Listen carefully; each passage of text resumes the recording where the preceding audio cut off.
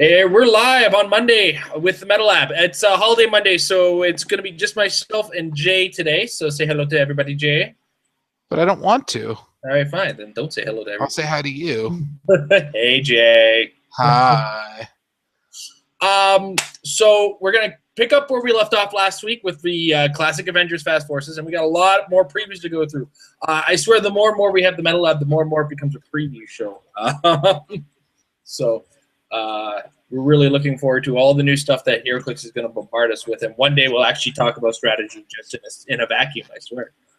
I have some stratagems. All the stratagems. So let's start. I'm going to start the screen share now, and we're going to start with the HC Realms page. If you're looking for this information itself and you want to kind of move along with us, this information is on HC Realms as well. But we have the Classic Avengers Starter Kit. I'm just going to zoom this in for the sake of our fans and for anybody else who's watching, like Jay there. Let's just make sure it looks pretty and carry from here. Okay, so the first figure we have up is figure mark number 1, and that is the Ant-Man. Ant-Man comes with a trait, Avengers Founder. Now, this Avengers Founder trait is going to be on all the characters, and it will be explained in a bit. When adjacent to other friendly characters with this trait, there it is, Ant-Man can use Empower. And he's got a special move or damage power. I Pack a Punch. He can activate Close Combat Expert as a close combat action. When he uses Close Combat Expert, he has regular damage until you're. So he goes from tiny size to regular size when he uses this power. Jay, take it away with your opinions, bud. You can use him as an ID card, and that's about it. I don't know. Precision Strike, has range, outwit, decent defense to make people sad. Potential and power, although I don't think that's really going to happen because can't really see myself playing any of these characters in the meta on their own as not a card. So probably not going to come to effect on that trait there, but he's decent-ish. Yeah. He's playable at 75 or 50, which gives him a little bit of flexibility. It's a shame that as an Ant-Man, he doesn't have the morph trait to share with all the other Hank Pyms that we're seeing with that trait. You'd think. Yeah, it would be neat, but I guess this is like, I don't know how to explain it, but he also has 1 click more than all those other Hank Pyms because all the other ones that are played at 50 only have 3 clicks of health. They managed to make it work with the Giant Man, so there's no reason why they couldn't have with this guy. Yeah. And like they all work together in the box set, and then they also made the Hank Pyms in the main Age of Ultron set, and then they also work with them. Absolutely. There's really no reason why this should have been like this. I mean, doesn't matter. So we move on next to Wasp, playable at 75 or 50, I believe, as well. Tiny size, has the Avengers Founder ability and offers Empower as well. She's got Energy Explosion as a special power for first 3 clicks if you're playing her at 75, or the first click if you're playing her at 50. And when she uses Energy Explosion, she when she does, the damage dealt to hit characters is penetrating damage if they have 2 action tokens. So that makes the whole attack penetrating, which is neat. Damage dealt to hit characters. Yeah, it makes the whole attack penetrating to anybody who's got 2 action tokens. So if it's a character with 1 action token, it's not penetrating them. But if they got 2 action tokens, like the main target has 2 action tokens, starting with them and then moving to the other ones, it'll be penetrating. I don't see myself ever playing this figure. No? Outside of casual, not even as an ID card. I like the fact that she comes with enhancement as well as Empower, which makes her, like you said, the ID card potential for her very flexible. As a whole, she's tiny, which makes her mobile. Running shot is cute. 19 defense with tiny makes it effectively 20 versus range, 21 if you're hindering. So she's tricky to hit. But 75 points at a 2 damage attacker who's only dealing penetrating damage when it's a double token target. It's hard to make a decision on that one for sure. But yeah, that's a Wasp. These are starter set figures. A lot of them are going to be kind of lackadaisy in what they are, very basic in the way they function. So we move on now to Iron Man, playable at 150 or 100 points. Now he's got a special. His Avengers founder is enhancement, but it works the same way. When he's adjacent to other friendly characters with this trait, he can use enhancement. Now I noticed that doesn't specify that it's got to be specifically to those characters, but as long as they're adjacent to those other characters and then other characters, anyway. So this Iron Man comes with two special powers: charge and running shot, and then on the 150-point dial, he comes with 2 clicks of the special attack power. He can use penetrating psychic blast, and when he does, he can use improved target, ignore hindering, ignore blocking, and destroy blocking. Jay, take this one away. Pretty good. Yeah. He can shoot things with psychic blast. Not the word. 150's not bad. Just solid. Yeah. Yeah, as a whole, he's an all-right character. The 100-point dial is harder to justify than the 150-point dial in this case, even though it's 2 extra clicks only. It's 2 extra clicks with Invincible and Outwit, as well as that Psychic Blast that ignores hindering and other things. And he's got charge or running shot for the situation that you need it for. Now, I just why would you ever really charge with this guy unless you're planning to get adjacent later for when he takes damage? Unless somebody's energy shield is really ticking you off and you can't. Yeah, because you already stealth bust. So, like, realistically, you probably want to be at range unless it's energy shield or stupid stuff. I just want to warn our fans right now, there are fireworks going off in the background as it is Victoria Day, and it is one of those firework-worthy holidays. So if you happen to catch those in my microphone, I apologize now. But next we move on to the Hulk. His Avengers founder power is for Empower. He's got Transporter and Indomitable as part of his damage symbols, or his symbols in general, which is interesting to see with Transporter. I guess it goes anyway. Long story short, he's got special movement power, which gives him flurry, sidestep, and improved movement, ignore hindering, breakthrough blocking, and ignore characters. And then he's got a special attack power, which he has late dial on his small dial, which is 100 points. Or early dial on his 150-point dial. He can use super strength. When he uses an object during attack, he can choose to increase his attack value instead of his damage value by the same amount. Go ahead, Jay. I love this dude. It's just, first of all, he has monstrous stats. Yeah. Like, wow.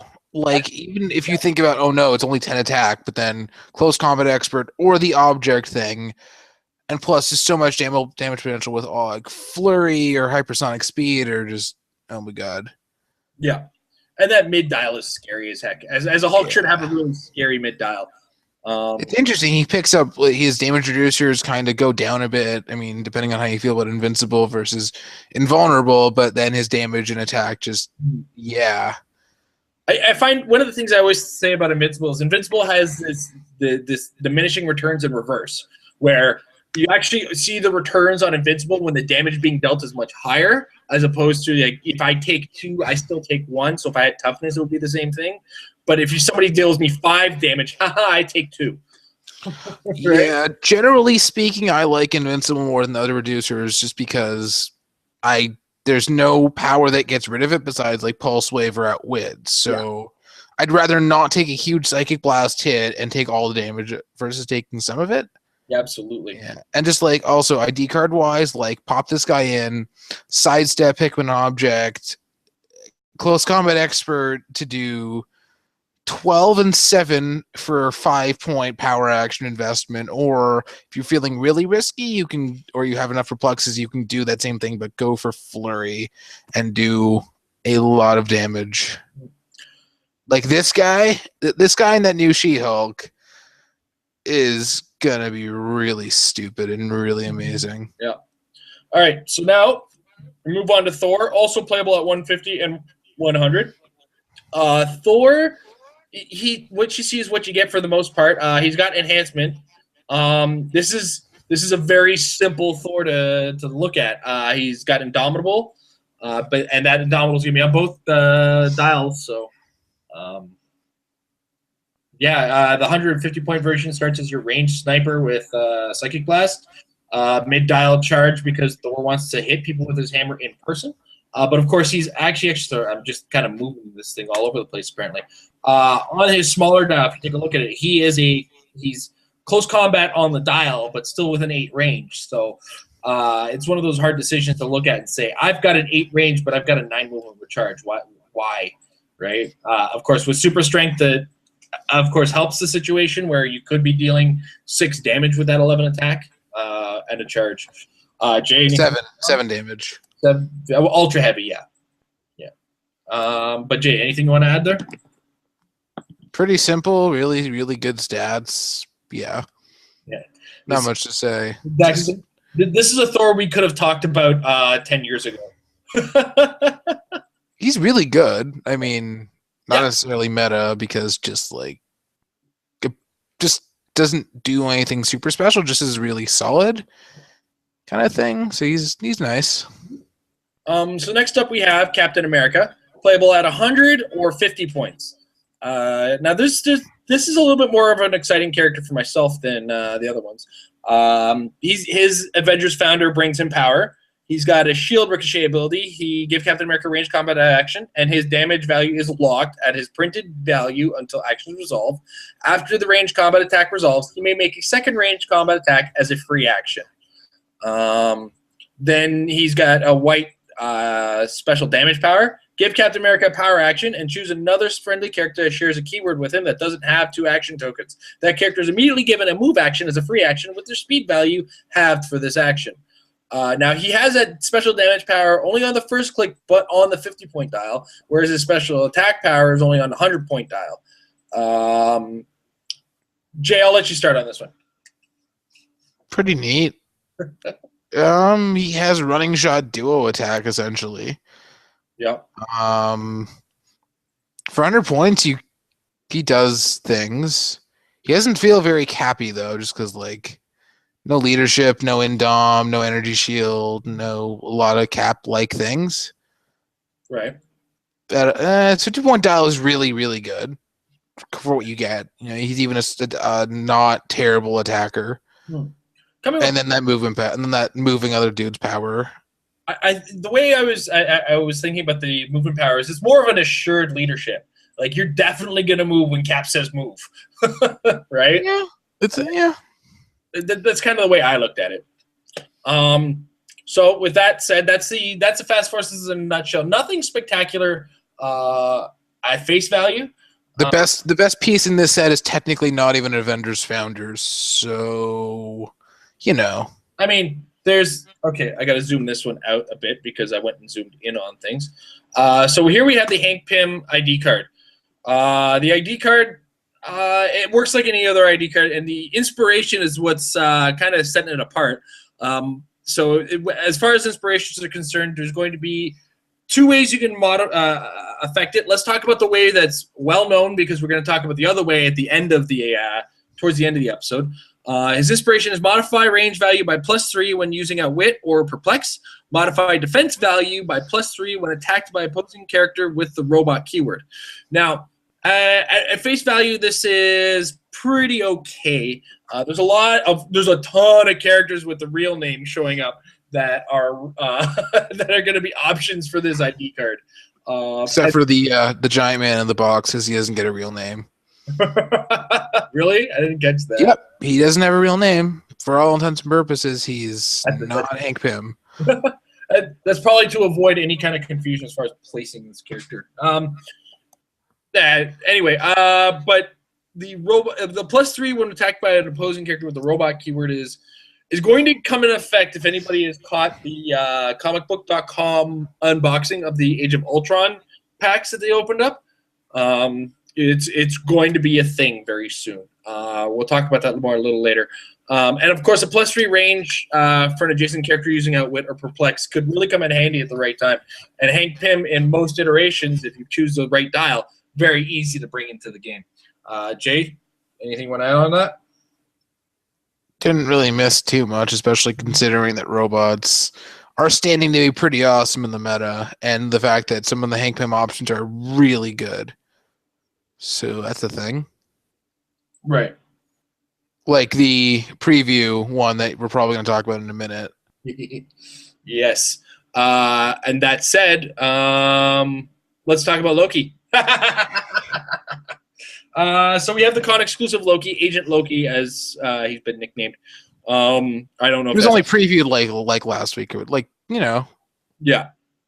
So we have 115 points. He's got 2 traits, one of which he can use Shape Change and Sidestep. Lines of Fire can't be drawn to Loki by opposing characters 150 points or less if Loki has 1 or fewer action tokens, unless that character has the Asgardian deity or mystical keywords.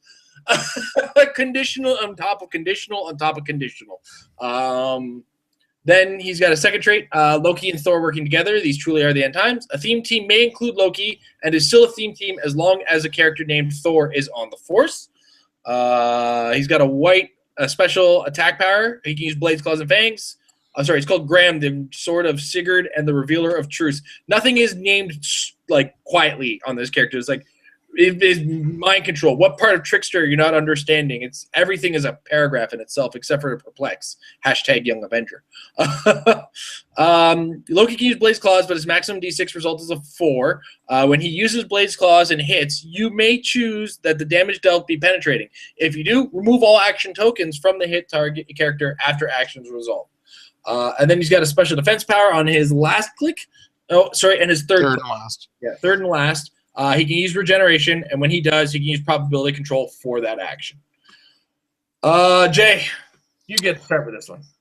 I'm kind of curious as to how his second trait got through, because normally once a force is themed, it's themed and that's it. So this trait implies that once the Thor is not active or whatever, your force becomes unthemed, which is a new thing.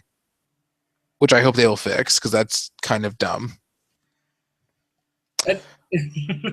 Because that's, not usually how the game works. But, I'm only the expert at keyword cheating, so that's a thing I know.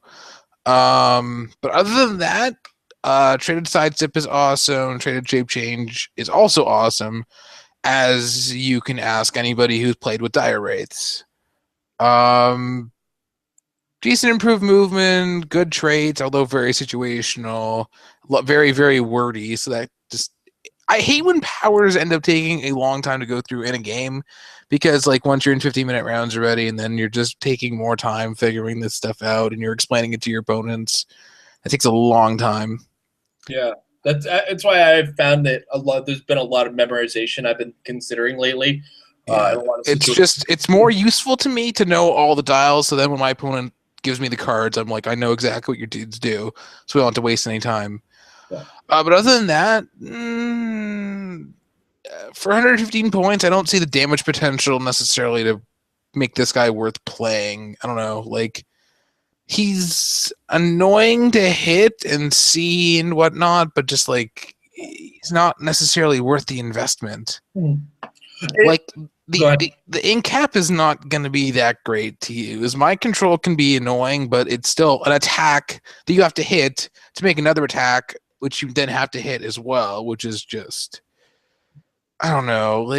There's not much here that makes him worth paying over a third of your build for. Yeah, definitely not in the competitive game. This is another victim of the casual cons, as it were, this year.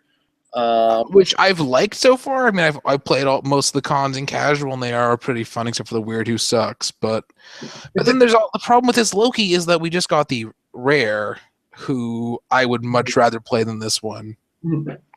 Unless we get more Young Avengers, in which case, okay. Yeah. But other than that, no. Yeah, you've pretty much nailed it all there. So next up, we have Hank Pym. This is one of the morph ones.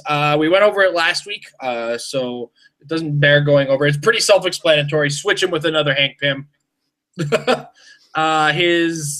got a trait other than that, which says friendly characters modify their attack value by +1 when attacking a character with Ultron in their name, if not already modified by its effect. Opposing characters with Ultron in their name can't target Hank Pym unless all friendly characters in the map are named Hank Pym. So technically, if you have this Hank Pym, another Hank Pym who's actually just a different Hank Pym identity, that would still not count, which is kind of cute. Yeah. And then he's got a special damage power, intermittent throughout the dial, starting on the 100 point and second click on the 50 point dial. Third first. Anyway, he can use outwit and probability control. Good combination of powers to have, especially with sidestep and pulse wave on the first one. But yeah, this is just another basic Hank Pym to kind of look at. Kind of like the other standard Hank Pym from the box more, because like TK, we're getting a lot of scientists with TK nowadays. A lot of mad science going on. It's almost like they wanted the scientist keyword to succeed. Yes, but then they made the best Doom ever, and they didn't give him the keyword, so that's a thing. Yeah, yeah, he's decent for sealed. Nothing really special though. Yeah, but of course, Age of Ultron is happening in sealed, so that's a thing about, right? Especially in a sealed environment called Age of Ultron, where Ultron is going to be a character in that set. Wait, is it Ultron? Oh, Ultron in their name, okay? Because like none of the Ultrons we just saw are named Ultron, so like Ultron 8, Ultron Drone. At least they remembered that and didn't mess that up. So next up we have Ant-Man, who is another of the Morph characters. He's got a special movement power that can give him charge, sidestep, and stealth. Give him a free action, and an adjacent character with regular size has either tiny or giant until your next turn. And he has that on almost every click except for the third click of both dials, which on the 50 point is the last click. Jay, you get to start this one. It's nice to see a tiny character that doesn't have cripplingly slow movement values. Yep. Like 8+ sidestep, which is cool.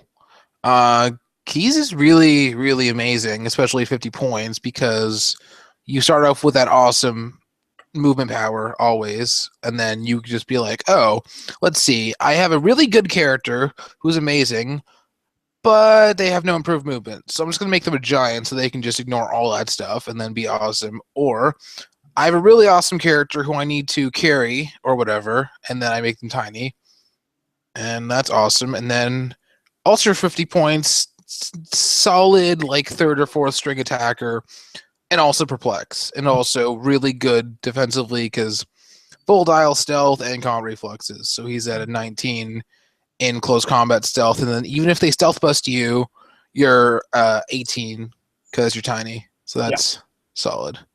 It's really awesome. Yeah. And one of the things I do like about this is it's not much of your build if you go with the 50-point value to add some perplex in a sealed game. I think I did an episode many moons back of Meta Fix where I said that if we think about how amazingly good probability control, perplex, and outwit are in the main game and constructed, they just get exponentially better when it comes to the sealed environment, the limited environment. So 50 points could be worth it, as well as charge and precision strike and sidestep to go with a combat reflexes at 17 defense. He really helps your team get mobile with the tiny thing, or like I said, the giant thing. Or even just improve a giant swing, because then they get giant reach. Or, oh, look, you get another character who gets to carry because they get giant. Or, you give that character adjacent to him giant, and then he carries both the guy adjacent to the both of them and carries your team. Yep. Let's do it. So, yeah, all in all, the first... Nice sculpt, too. Hopefully it looks as good in person as you'd think. Yeah. But it also looks to be a bit big for an Ant-Man. Well, I mean, this is... Look at how close to the dial it is. Right That's also true. Yeah. So, I mean, what we're seeing in comparison to the dial is... Like, look at how big the dial is on this guy. And then, right, that's also true. So I think it's actually it's smaller than we have credit for. We have a picture of it later on, actually. That's the same sculpt as the starter, right? I don't know for sure. I think so. And then I think it is, because I think a lot of the characters from the Age of Ultron are resculpts and repaints of versions that we see in the...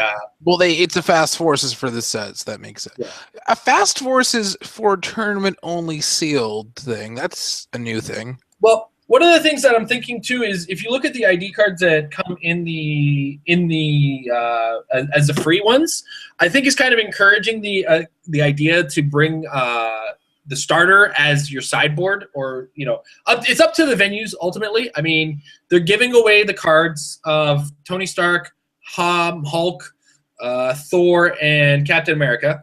All 4 of those come in the Fast Forces, and they of course will work with the resource they're giving away with the event.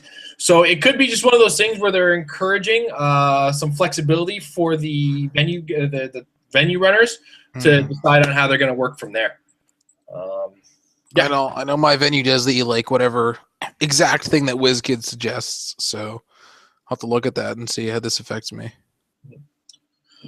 So next we move on to the Black Panther. Very cool looking sculpt. I want to put that out right there. This whole motion thing. I like that we're doing a lot of figures with this clear plastic motion action. So Black Panther comes with a butt ton of keywords. Avengers, Fantastic Four, Illuminati, Martial Artist, Mystical Ruler, and Scientist. Those last 4 are probably some of the most potent keywords in the game as it is. And then add in Illuminati and Avengers. And Fantastic Four is making a huge appearance in Age of Avengers already, with 2 characters, including himself and the She-Hulk. Awesome. Ignore hindering, ignore elevated. He can use stealth and toughness. When it isn't your turn, lines of fire to him are blocked if he's adjacent to blocking terrain. And then he's got a cool movement power. He can use charge when he occupies terrain, hindering terrain, or is adjacent to blocking terrain. He can use sidestep. And then he's got a special damage power. He can use leadership and outwit. He comes with a lot of softy defense powers. He is indomitable. In all, I think we discussed this in Facebook chats. This is a thinking man's piece. At 140 points, you don't get a brick. You don't get anything too super solid. And he can't take it as hard as he can dish it out. But he's got the tools to avoid the problems that will injure him deeply. And at 140 points, his leadership is going to be a little bit more flexible in the sealed environment for this. And of course, outwit is potent in sealed as well. Jay, do you want to take on from there? It's going to be hard to make me like a Black Panther more than I like the AVX one. And that was something that came to mind too. It's like I now have to choose between this guy and the AVX. Like I at one point was playing AVX a lot, but then he kind of dropped my rotation. And then with the more recent, like a lot of his keywords became really awesome, like the new President Luther, Spider-Ham, just a lot of things just popped up. And now there's a lot of new scientist stuff, so it's just like I'm playing him a lot, and then I'm like, this guy for a super rare, for a return exclusive set, like I feel it could be better. Yeah. It's not meta by any stretch of the word. Leadership in sealed is kind of really awesome. Like I remember in Fear Itself tournaments when I would be able to play the 155-point Miss Marvel, who starts off with leadership, then play her with the Doctor Strange, who has prob in addition to his special re-rolling of D6 rolls that would, if you get a 1 to 3 on a single D6 roll, it was just really stupid when I was having characters do stuff every single turn. Ooh. You don't see a lot of leadership in stealth. Nope. And sealed. That 3 range can scare somebody out of nowhere. Yeah. And also sidestep on a leadership character is pretty cool. Mm-hmm. It could come in a pinch when you're he essentially has 7 movement charge, which is kind of nuts. Solid values, although stealth busting dudes are going to scare him, but then he has the blocking terrain trait thing, which gives him a lot of protection. Then traded toughness versus poison is also nice. Yeah. He does require more smarts to play just because he's very dependent on positioning and not getting into trouble. Mm-hmm. He hopefully will look good. Mm-hmm. I like him enough, I suppose, but like also thinking that he's gonna end up being cheaper secondary market just because most people are gonna say. So he's cool. I also find it interesting that at this point, with the upcoming retirement, we are going to have a lot of Fantastic Four keyword characters, but none of which are the actual Fantastic Four. I didn't want to mention, but yeah, there hasn't been a new thing, Mr. Fantastic, Invisible Girl, or Human Torch for a while now. And you know what? I haven't read Age of Ultron as a book itself, so we might see something from the Age of Ultron set, but Yeah. it's not looking like we're going to see them for a little while now. Yeah, it's just think the last Fantastic Four actual dude we have is 10th Thing. Yep. That's not going to be a thing that we have anymore. But I love that She-Hulk, so more potential keywords for her is good. Absolutely. All right, so next is going to be an ooh and awing phase. As I mentioned earlier, comicbook.com did an unboxing of 4 packs of the Age of Ultron set. I thought it was 8. I thought it was 8. Was it 8? I don't know. I didn't. It wasn't 10 though. That's all I know for sure. Well, yeah, they were trying to enforce the idea that this is a sealed set, because the set is meant for event play. So we've already seen the Hank Pym, and we got a good look. You see, we zoomed in big time on the Ant-Man, so it's pretty small. Yeah. But we do have another Wasp in the main set, and if you take a look, it starts with running shot, 10 attack, and 5 range with 2 targets. And it's just like a different color, because I think it's red on the Fast Force version, whereas this is pink. So you're going to see that. Yeah. Also, like the Hulk in the Fast Forces is green, whereas this one is gray. Which we're going to see in a second. So we have the yellow jacket, yellow version. Awesome. I'm noticing they seem to be cutting down on Indom. Yes, they're quite a bit, quite a few, which is good in some ways. We have this character, Alexis. I'm not familiar with the comic book, and somebody in the comments section is going to scold me for it. But I keep making this joke that they've made my daughter in Heroclix, and I bet you she has Battle Fury and Hypersonic and Flurry. Oh, dears. We have Monica Chang, and I can see that shield team ability in the background there. That's going to be great and sealed. Very underrated team ability, yep. Victor Mancha. Jazz hands. Yeah. An Ultron drone.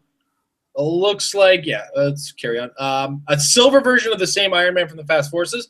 Resculpt, let's get out of here. Now, I'm not sure if they... I got to preface this. I believe this is all just Wave 1 stuff, but I might be wrong. Yeah, they're doing the same thing with the numbers. Yeah, that's what they said. That there's like, these are evens, and then we're going to get odds later. We have... these all seem to be listed as odds. Or, sorry, these are odds, we're going to get evens. So there's that Hulk we were talking about. This is gray as opposed to green. We move on. You know what? Something I also noticed about this Hulk. He's not indomitable or a transporter. He better be 50 points. Summer Hulk's coming back, man. Yeah. We have Black Knight. Very awesome looking dynamic sculpt. She-Hulk, who we've seen, and in person looks awesome. Very dark green. Yeah. Yeah, they're really pulling out those greens for the Hulk for the main set ones, because especially if you saw the rare from Avengers Assemble, that guy was green. Mm-hmm. We have Machine Man. I believe they also pulled the ID card for him in this. Indeed, they did. Yep. Test 1, who, if you actually saw him compared, this guy is huge. He's massive. I'm really happy that's his left hand and not his right hand. Big smile. Big smile. Ultron 8. We have the Vision going through a wall. Just looks awesome. So awesome. Hopefully his dial is in excrement again. I'm sure it'll be better than the movie one. We have a Hercules to go with that Hercules card. We got an Avengers Assemble. That's a trait, no improved movement Indom. Okay. Yeah. Interesting. Yeah. This was called Protector. I'm not familiar with the character myself. Well, he is some version of Novar, I'm told. Okay, cool. More Kree. So we have Grim Reaper. Looks like he's busting a groove. Yeah.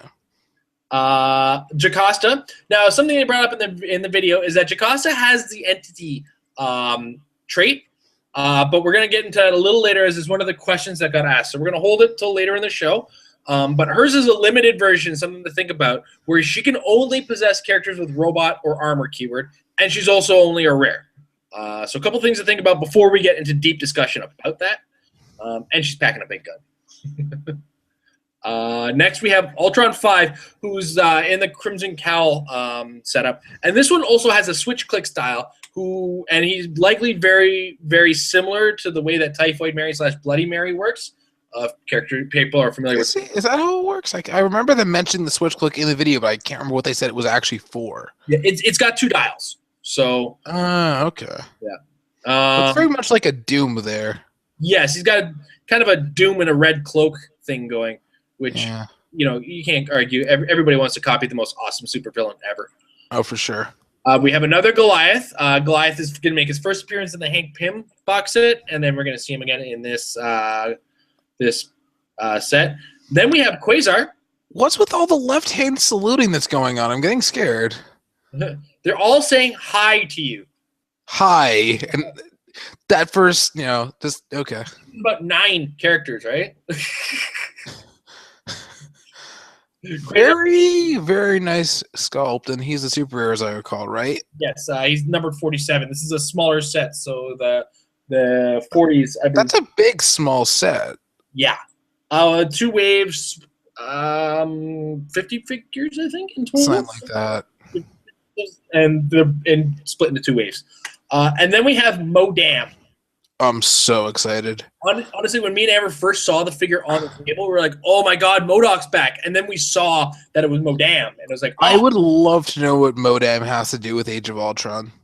So would I. This seems like a big just Avengers boost to what's going on, because I'm not seeing a lot of specific. Is there even that much aim in Modern? Because I know Bill has it, but is there actually any aim? I know. Well, the Whirlwind has it, as I recall. Gonna phase out. Superior has it. A lot of some from Invincible Iron Man, but there's actually really not much aim here. No. Oh yeah, we were probably gonna see some more aim in the Nick Fury set coming up this summer too. That's also true. Yeah. Cool. Yeah. So next up, we have some previews from. Oh, of course, it doesn't show up with a proper name.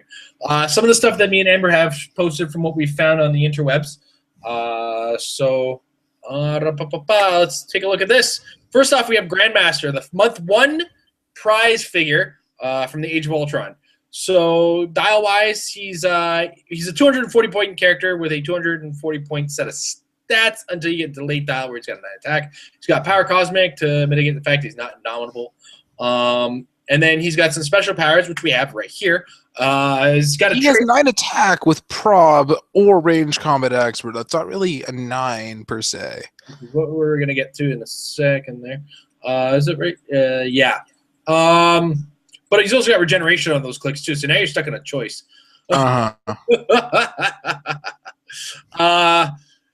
So his trait, shall we play a game? Give Grandmaster a free action when he has 2 action tokens, and choose an opposing character within range and line of fire. That character's player must guess the printed speed, attack, defense, and damage value of the chosen character's next click, then deal the chosen character 1 unavoidable damage. If the opponent guessed all 4 values correctly, immediately heal that character 2 damage. If the opponent guesses all 4 values incorrectly, deal that character an additional 1 unavoidable damage. And then we have a special damage power. He can use Perplex and Probability Control. Opposing characters can't use Probability Control unless a character friendly to Grandmaster has used Probability Control this turn. Hey, look, more prob nerfing. Yeah. Apparently, WizKids doesn't want anybody using prob except a certain select number of characters. Great Lake Avengers had it first. Great Lakes Avengers did it first. That's true. Yeah. Overall, this is going to be the theme of the winner, the winner characters for this tournament. It's him, Graviton, King, and what was the last one? Graviton. High Evolutionary or whatever. I believe it was High Evolutionary. Anyway, I think that's a DC character. I don't know. All of these characters are just massive, going to be massively pointed characters that you might be able to squeeze 1 or 2 small characters onto the team with them. So it's going to be how they function individually. And Grandmaster doesn't function on the 300-point level. He definitely functions on the fun at the table 600, 500, 700-point games a little bit more. Yeah. That's a Grandmaster. It's probably what's going to be what we see throughout all these in a nutshell. The trait is really awesome, unless if you're facing a person who you know will not know the exact things, then it's a guaranteed thing. Yeah, it's kind of awesome. The way I like to think of it as this is going to be the character you play on day 1 that the set is released. After you guys have all opened your packs and made a bunch of things or chose a bunch of packs with it. Yeah. It's there's not much chance that the opposing character is gonna guess all 4 of them right or all 4 of them wrong. So it's essentially just just the one unavoidable. But if they really mess up, it's just 2 free unavoidable damage. Yeah, it's absolutely. lovely. Yeah. Squadron Sinister keyword is good. Ish. Yep. Be Demon is good. Because there's a bunch of non-prime versions of the Squadron Supreme guys that have. Well, none of them are prime. It's all only Supreme. So, let's move on next to. Okay, so we actually have the Avengers Roundtable in its official form. Originally, we just had pieces of it, which included the 1, 2, and 3 values, calling the reservist power, and the I'm better suited for these. So we have a new trait and just the general idea of how it works. So starting with the force construction, Avengers Roundtable cost 5. Oh, we do have this. So 5 points. And you can add up to 6 distinct ID cards that can be attached to this resource by paying their cost. ID cards may not be included on your force in other ways. Then we have the setup. ID cards are attached to the resource, starting with ID slot number 1 and filling each ID slot incrementally. So you don't get a choice in the matter. You do kind of have to follow the rules and follow them from 1 to 6. Each ID slot with an attached ID card during force construction is called an active slot, even if the ID card has been removed. So it's an active slot regardless of whether or not the ID card is still there during the game. Kind of like the belt then. Right. Clicking the dial. When you remove an ID card from this resource using its call and help ability, you can roll a d6 and turn this resource's dial clockwise that many times. When a friendly character takes damage from an opposing character's attack, after action resolve, turn this character's dial once clockwise, and then turn it a second time if the damage assigned to that character was 3 or more. This resource's dial can't be clicked beyond click 25. So this is not going to be one of those resources that dies. It's not going to be a resource that flips back to the beginning. Once you get to the final one, you're there for good. Hey, Jay, what does clockwise mean? Take damage. That's what it means. Scoring. Each time an ID card is removed from this resource, your opponent scores that ID card. The base cost of this resource is scored if no ID cards are attached. This resource and any attached ID cards are all scored if all friendly characters have been KO'd. Now, one of the things I want to point out is there's nothing about assigning characters this resource. That's a big flag up there. So I guess M10's on his way out. M10 Iron Man's on his way out. Well, I mean, Firestorm is just so good though. I'm really afraid of him. But wait, so the opponent scores the base cost of the resource if there are no ID cards left, but doesn't say anything about the resource going away. So hypothetically, you could be run out of cards. They score the thing, but you can still use it. Yeah, that's what it seems like. Because there's no way to kill this resource at all, even with the matter disintegrator beam. Because there's no assignment. Nobody's assigned it, right? So there's no way to kill this resource unless all your characters are KO'd. In which case, you've already lost. You've lost. So neat. So then we move on to the first trait, which is the one that had Amber a little confused because they didn't actually officially mention this when they showed the video initially.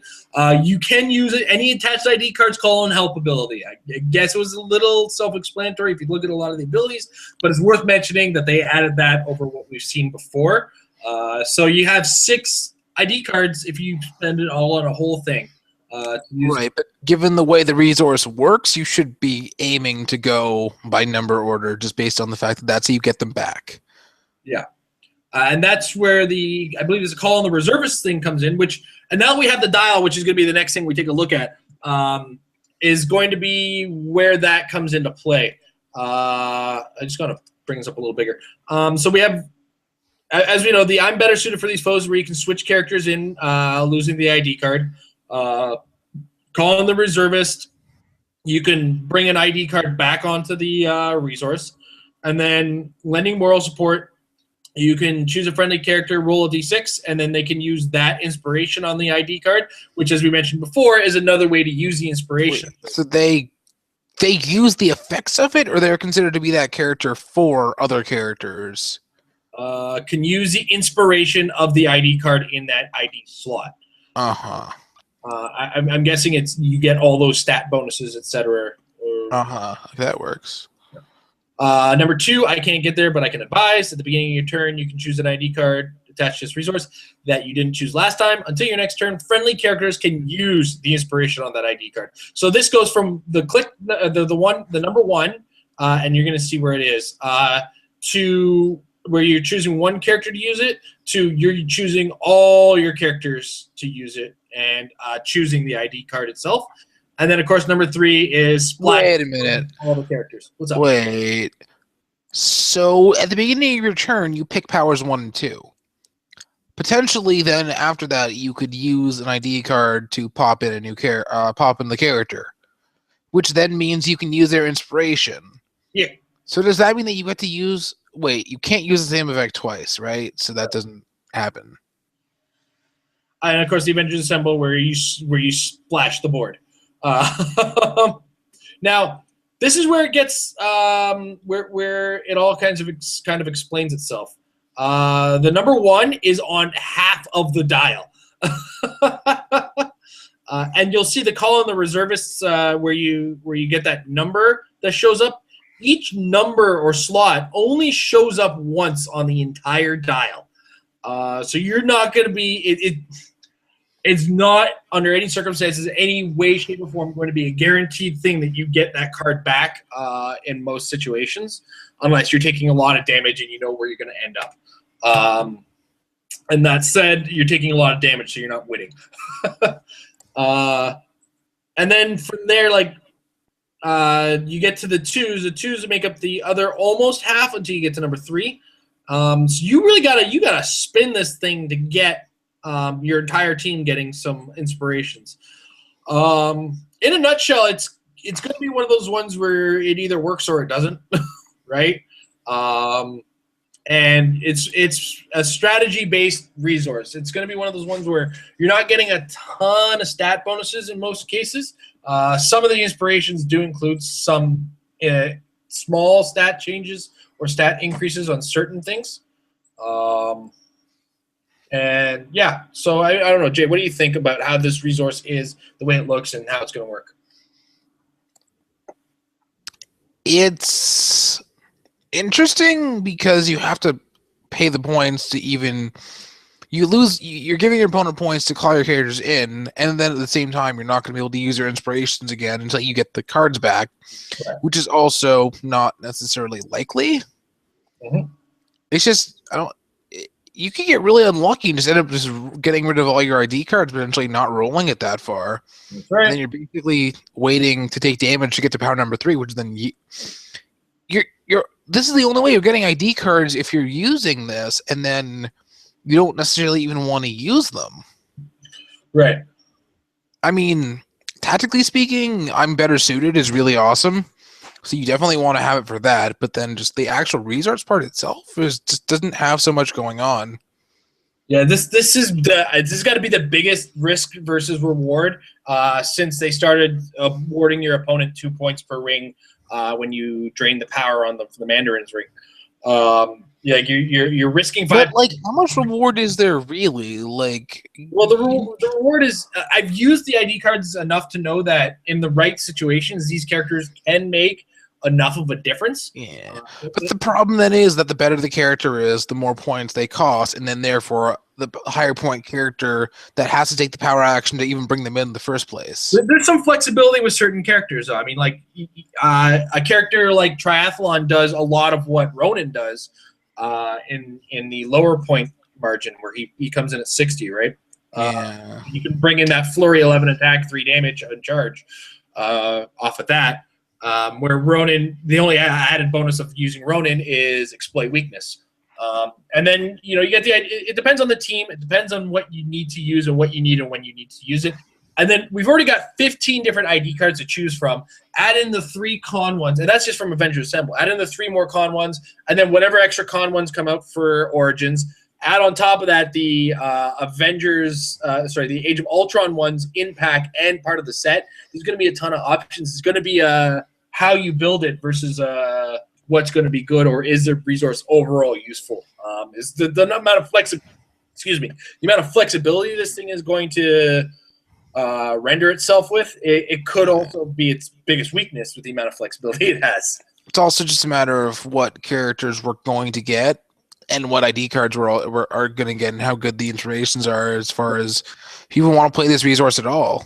Yeah. Right now, I don't know if I even want to play it out in a competitive setting. I'm telling you now, for the next 2 years, I'm either going to lose a lot or because I've found a way to break this thing. I like that they're giving us resources that you can play in a casual setting. That's the thing is right now I haven't, of the past 3 resources they've released, 3. 4 resources if you include the Supreme Intelligence. Of all the ones that I've seen them play recently, I can't foresee myself not wanting to play a single one of them and feel bad about it at any game. Well, unless you're me, and then our last game happens with the Supreme Intelligence. Our last game was a 400-point game, though, so it doesn't really fall into the.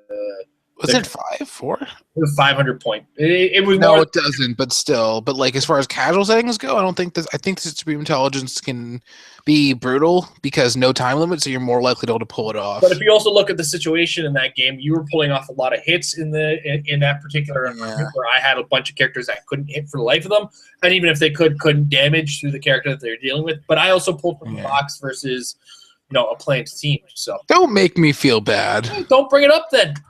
Next, we got the first ID card we're going to get from the event, Iron Man. So he's pretty face, Tony Stark, real name. And he brings in his inspiration, is improved targeting or hindering and modify the attack value by +1 when making a ranged combat attack. So bringing in Iron Man on the board at the cheapest form. Go ahead. Sorry, you sound like you had something to say there. Just nuts. Not even if you're playing him, if you're playing it to bring in an Iron Man, although that can be kind of nuts too, especially with let's say 50-point Iron Man. Yep. Or surprise, I'm playing a robot theme team. Bring in surprise 70-point Iron Man to just all the mind control. That's right. And add next adjacent characters' attack values and range attacks with some stealth busting. Just his inspiration alone, I don't think he starts with that mind control power. No, he doesn't. But if you can make a way to make that happen, Blind Al, go. basically. This card just kind of makes ranged characters without stealth busting just viable because when I'm playing a range, I'm afraid of stealth. This makes me not afraid of stealth. No, it's just The consideration on that is on the resource. It's for the early game. It's a D6 roll. You got to hope that you pull this one off. It's an ID card. You get 1 turn, make it happen. Right? But that 1 turn can potentially turn things around just depending on the situation. And most Iron Men are going to be bringing in their own version of improved targeting or hindering. So. I mean, it also depends what you're playing. If you're playing against a power plant and the blacklight ring is a thing that's giving you trouble, and then you can just pull this off and then surprise your opponent isn't as protected as they think they are. Surprise energy explosion. Oh dears. All right. So that's all the previews we've had to take a look at with the pretty pictures, and we're running low on time. We're gonna move straight to audience questions. So starting with the first post that we put up today, we have Blaze McIver. With the confirmation of new entities, do you feel it is good for the game? How do you feel about the price points and the access or lack thereof to entities? Do you think any of that will change in this set? All right, let's start with the first question. It's a 3-part question here. Do you feel that these entities are good for the game? Well, I'm going to put it out there first. These entities are limited. Like the first one that we've seen from the Age of Ultron set is limited in who it's allowed to possess. It's only allowed to possess armor or robot characters. Now, there are quite a few good armor robot characters, and there's been a lot of good strategies you can run with both those types of characters, but that limiting factor is a big point to point out. As well, this character is only a rare. So as far as rarity is concerned with regards to the access to this character, it's not that hard to get a rare if you're playing in enough of the events. Now, if you think about the environment outside of North America, where I hear that they get less of these events, then it can affect you in the sense that you can't really get them on a regular basis, and that's unfortunately a geographical problem that is really hard to deal with in some cases. Do I think it's unhealthy for the game? No, I mean it's a limited version of the entity. It seems like what they did originally and kind of rolled it into something that's not as merciless. You're more limited. That's as far as price point and access to them. And yeah, like I said, this set, this seems. I mean, we've only seen Jocasta, and she's limited in how it works. We might see an Enchantress who can only possess as Guardians. Who knows? But Jay, anything you want to add on to that? Just given the precedent of War of Light and the one super rare entity versus the other ones, the rarity seems to have a factor to play in whether or not the entities are as good based on their rarity. That made sense, which it didn't. But given it's a rare, it's not necessarily going to be as good as, like, say, Parallax or Ion or the other entities, just because they're chases. Like, it's just a rare. As far as entities are concerned, Black Hand has seen his level of success recently, especially because he's monster keyworded, and that is a very His powers are good, but his stats aren't, like, running shot's good, but his stats are not as good. Yeah, and he's got less characters that he can increase. So overall, we've seen one character. I don't know how much of an effect it's going to have on the game as far as anything is concerned.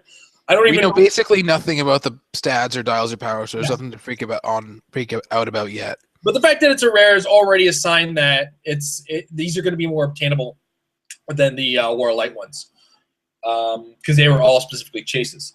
Next, Chris Stockhouse asks, so between the Argonauts, Tony Stark, Justin Seyfert, and now Jocasta AI possession, are robot and armor keyword characters going to rule the meta, or at least throw a wrench in the meta? Yeah. I kind of wish that Blue Beetle from M10 wasn't going anywhere, because I kind of want to bring back an old armor team that I came up with a while back and include this entity possession in that idea. Unfortunately, I do have to say bye-bye to Jaime and carry on with my life as it is. I feel so bad for you. Jay, what do you think? A robot and armor going to be potent? They were already potent because, like, there was that one. What was that one team in Nats last year that was the attack mode Sentinel and Black Talon. Now you have that same thing, but with a 40-point version of Black Talon, essentially, instead of Sentinels. Plus the possible advantage of named theme because Justin has Sentinel keyword. So yeah, named theme plus all the new stuff. Totally viable.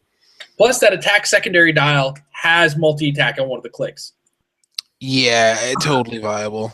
Yep. A power action for move and free attack as opposed to mind control for just one and for less points, and it's a guaranteed thing. And the guy gets support later. Totally viable. Armor robot. It's going to happen. I actually heard somebody, prior to even hearing about Jocasta, I had heard somebody mention, with a connection to the design team, that Age of Ultron is going to bring robots out into the forefront, and they're going to be brutal to deal with pretty soon. So we may already be seeing the initial storm before the storm of it. Doom will rule upon all of the clicks. I, for one, welcome our robot lords and masters. And I will happily live in their servitude. Right? That's how that works? Is that a thing? So next up, question from West. It's simply named West on Facebook. What are the metafigs from Avengers Assembled that will be solid and constructed? Arcade seems to stand out with King Thor. Jay, I'm going to let you go first on this one. Well, did you guys mention Arcade's best friend last week? She-Hulk? Yeah. I think somebody did the math, and it's like you get, with Arcade and She-Hulk, you get an 80% chance of map rule? Yep. So, depending on whether or not her bonus comes into effect because wording is complicated, Arcade is... his damage potential isn't really there. It's 2. Mm-hmm. It's just 2, and you're not even necessarily going to get him to that dial. He's possible, but like not necessarily. He's very luck based. King Thor, for 300 points, his stats are just not enough for constructed. For sealed, he's an absolute monster, but for constructed as a one-man army, I would not want to play that for 300. But for 200, maybe? Given that he starts on click 6 and you can do some interesting entity things, maybe. But also short-ish style for the points, although the trait is really good and the attacking a million times is good. But then again, the best resource for that is going to retire, since that is obviously the book. Yeah. But other than that, it's hard, just annoying to have to go through this because not everything is on the realms yet. Whoever breaks Black Swan is going to win everything, even though so far it doesn't look like there's a way to do that because it doesn't work with the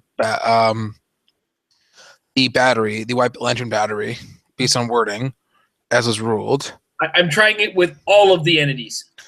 Yeah. I'm looking forward to someone breaking Sandman because he has an interesting thing where he can end the game with his trait. So, take some of your opponent's points, let them take your points, so you're winning on points. Use his trait to go off the map, and then win the game based on points. Yeah. Yeah, we might see a return to the last man standing rule based on that, as that could be a little bit tricky to pull off. But you're also putting 140 points into him, and I mean he's good, but there's better options at that point. Yeah. Falcon could potentially pull off some things, actually. Like I played him last week at a local tournament with he works really well with ID cards because of his movement power, because free move action for 12 squares, then use the ID card. Mm-hmm. And then a lot of the really good ID card characters are 75 points or less, so he can work really well with them. I'm imagining right now the idea of 12 movement with Falcon, followed by an additional 4 squares coming from Triathlon as he flurries. Or the 3D man. Yeah, or the 3D man. Oh, the 3D man. On the same card. It's interesting how there are rare cards for common characters. Yeah, that was a weird thing. Manifold is a rare character as well. So, I think Triathlon is the one that is the rare card. Is he the one? I thought there was another one. Because Jarvis is rare card for rare character. Manifold is rare card for rare character. Ronin common card for super rare character. Oh yeah. Well, then also Manifold, or not Manifold, 3D Man is a prime, so yeah. But also the card is named Triathlons. They were probably intending for the common itself. Yeah. Any one of these characters is potentially viable in the meta because of ID cards. Yeah. And there's nothing really, you can't just dismiss anything now. That was going to be my next point as far as that is. Now, are we talking about what's good in the meta on the board or on an ID card? Because that's actually. But there's, like I've said before, there's also the problem that to use an ID card, the character has to be more points. So. Does that have to be more or the same or more? Equal or higher. Yeah. So if your tentpole is really hurting and you want to bring in the Hulk for a turn and hopefully save yourself with the Hulk, that's a thing you can do. What it comes down to it too is some of the ID cards are going to be better on the resource as opposed to on their own. Some of the characters are just going to be brought in possibly for the idea of their inspirations. I can see Jarvis showing up more often on the resource than just as a sideboard character. Because +2 defense versus range attacks, that's still energy shield, but it isn't energy shield. So, before the Avengers Founders set came out, I was thinking, okay, Hulk card is good, but he's 300 points ideally.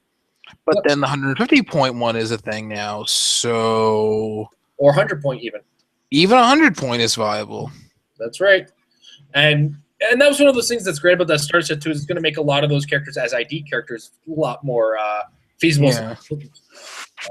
It's just I'm interested to see if they're going to do a similar mechanic with another keyword like Justice League because now that's a thing. Next question I want to cover is actually piggybacking on West's question. What do you think of Rick Jones as far as meta potential? It seems like his Pogs render the Gluttony's low defense and Mystics damage much less threatening. That's an interesting point. Yeah. The Gluttony itself, okay, if I was to look at Gluttony and Kenny's team on its own, Yeah, they can do damage and not care about the damage being dealt back because it's 0 damage. But part of what his team does is heal it back. So, well, no, because Gluttony is the one with Entity. So, not really. well, no, but Gluttony has Steel Energy. Yeah. And then, he gets... But also he was usually getting a running shot hammer, so it's hard to pull off the Steel Energy. Right? Cross-Lace on Dupe, right? Yeah. So you can pick support, potentially. Yeah. But also, you don't have to necessarily hit Dupe first. That's right. You want to hit Gluttony first, so, hit him with all your pogs, maybe even with Rick Jones, because he doesn't want to be on his first click necessarily. Yeah. It's another thing to use, but that's not the only reason to use it. It is very viable because he just does a lot of things for 75 points and brings you more attackers. Yeah, here's the thing about Rick Jones is 10 range on a 75-point character that can use Incapacitate is cool. Added to the fact that he brings miniature attackers with him is also cool. One of which could possibly deal 4 damage if he's carrying a regular heavy object. And 75 points of your team adding an extra, we'll say, I think each of those pogs, if I was to actually value them, are probably about 15 to 20 point pogs. Adding that extra value on top of a team, and then you still have 225 points to build a team around with it, there's a lot of potency going there. And Rick Jones can definitely bring it. Add to it, as opposed to bring it himself. Rick Jones with the power plant is a thing that scares me. Yeah, Rick Jones with a power plant. Anybody with range with a power plant gets scarier because the power plant is, as somebody else I've heard put it, the range team's best friend. It was actually one of my really good friends in Nationals, and I really should have brought that team that I was using to the thing too. The power plant can't talk back to you, right? You know what? It spoke to me several times, and I apologize to it, and I apologize to Banshee, and I apologize to Cerise. Moving on with my life.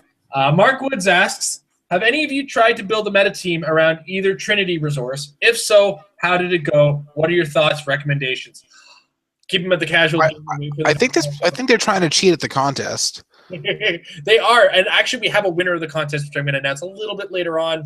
In a couple minutes, as a matter of fact, because I just realized what time it is and that we're almost done with all of our questions. I've tried several different builds, different variations, and most of them don't even get past theory crafting. Because I'll get there and it's like, hey, this seems like a good idea. No, then I see 1,000 more problems that could be solved with a better resource. I played with and against them in casual, and they're good for casual, and then not even really that, because Pandora's Box is just not worth it. I was going to try, but then Jason told me that I didn't qualify for the contest because I work for him. It worked for me. Yeah. Nope, never tried. Not going to, because just based on what they do, they're just not viable. Yeah. The Rock less so than the box, but the Rock is just really hard to pull off, and I just probably rather do other things with my team. Yeah. And yes, one guy did it with the Rock. He did it better than I could have come up with, but part of his team was Absorbing Man. And one of those things about Absorbing Man is he either works or he doesn't work. I had the unfortunateness of playing against him twice at Nationals. My first game of the day of the 2 days, and my last game of the 2 days, as far as trying to get to the end game. And the first one I played against, the first attack I hit, and he rolled the damage, and it was 6 damage. And then the second time I played against him, he couldn't match my damage ever. So Absorbing Man either works or he doesn't. And I think he's a major proponent of how that team was able to get as far as it did. Just kind of surprised that it even made that far, considering that Jenny is a thing. Yeah. Yeah, and that comes down, again, to matchups. In a tournament where a lot of people show up, depending on how many people show up with the X team, will depend on, how many times you have to take a look at it. Thank goodness they made that red roll unrerollable, because otherwise that with the blue battery would just be obnoxious. Yes. Yeah, indeed. Shoot. These questions are on YouTube now, right? We're still on the last couple questions from from Facebook, and I'm actually moving on to the YouTube now. Okay, so KJ, I'm glad I have you here, Jay, because I've never used this figure, and he asked us last week, and I told him we'd have a better idea next week. The Avengers Prime from Chaos Wars. Now we're not talking in the metagame now, obviously. No. What? Yeah. What about it? What would you use in the current time to either split from or merge into the Avengers Prime? Are we talking? Well, what point value are we talking at? Give me whatever point value. Just because I'm gonna say 300 first. A friend of mine, when he was playing at AVX, did the 75-point. When this was still modern, the 75-point Captain America from the Avengers movie first set, 100-point Thor from the Avengers starter, and 225-point Iron Man. So that worked really well. But now it's kind of hard to say, just given how many of these dudes we have now. Mm-hmm. Although I think that the recent versions of all those dudes, we have 100-point version for each of them from Assemble, right? So, yeah, or more. Just really tempting to just say quick start version of Captain America and Iron Man, and then something else. But it's really hard to say because there's just too many new versions of these characters. I'm sure you can find something because there are really good versions of all these characters. So it shouldn't be hard. Captain America wise, I'm tempted to go. I lean towards the common from the Captain America 2 movie set. That is awesome. Probably target Thor from Thor the Dark World, who's 125, and can actually promote into a 200-point Thor. So you're gaining 75 points in leeway there. And then you can just do a really low point Iron Man then, because you've already got 325, assuming you even want to go to 400. So pretty much any Iron Man will do it for you. Yeah. As far as recommendations go for an Iron Man, I don't like so many Iron Mans in Modern now, but the recent Super Rare is pretty solid, and then who knows what we're going to get otherwise. The new Avengers Founder one is pretty good. I don't know. Yeah. So hopefully Jay was able to answer your question a lot better than I was last week, because like I said, I've never found the situations where split and merge are really the ideal situation that I wanted to use, except when playing the Yu-Gi-Oh! And their mechanic is fusion and works. You kind of need to build specifically for split and merge. Yeah. And it comes down to, is the character that you merge to or split to going to change the game that much? And why bother even going for that when you can just use the separate characters? I mean, I guess the only real advantage is getting the separate characters for map roll bonus and then free action first turn, so you're already good. Yeah. Or if you're using some sort of support abuse, and then you get a character who's almost dead back to top, and then whatever. Or, I don't know, let's say you have one character who's top dial, let another character go out and take some damage, and then bring them back, and then heal them all the way back up, split again, so you have two full health characters after one of them was almost dead. Mm-hmm. But, like, realistically, like, there aren't really that many duos now that are worth going to all that trouble to even pull off. Like, yeah. Duo-wise, like, my favorite one personally in Modern is the Captain America and Black Widow one. Mm-hmm. Which is just really awesome for the points, especially with some Avengers support. But, like, generally, given the number of, like, actually, that's not true. I think one of the better duos in existence now is Deadpool and Bob, half of which doesn't have a modern components. That's actually not even viable at all. Yeah.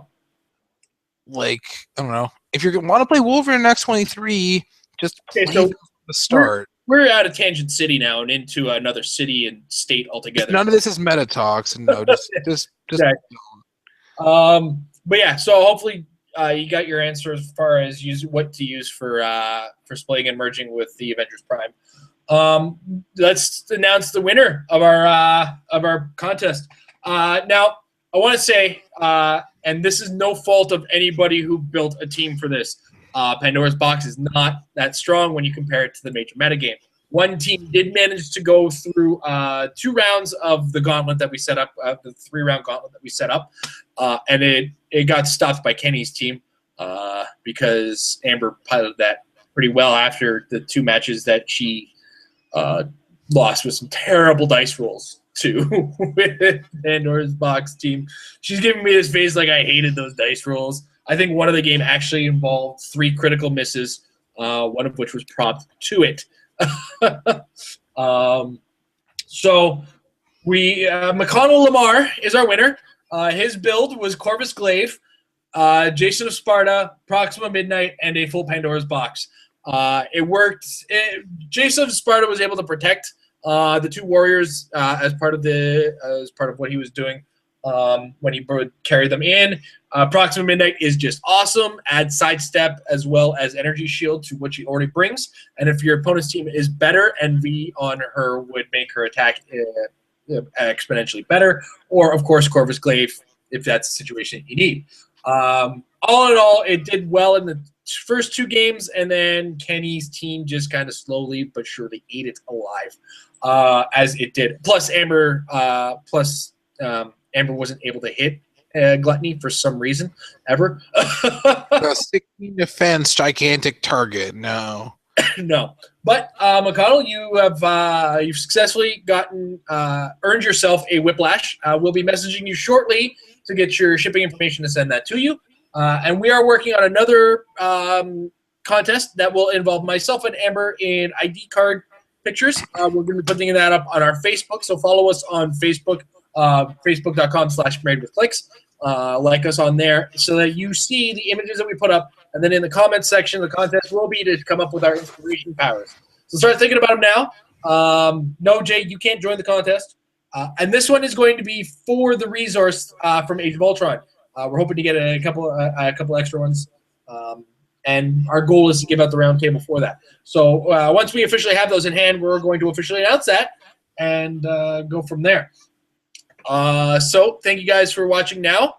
It's kind of trickled down as we got towards the end and started doing user questions.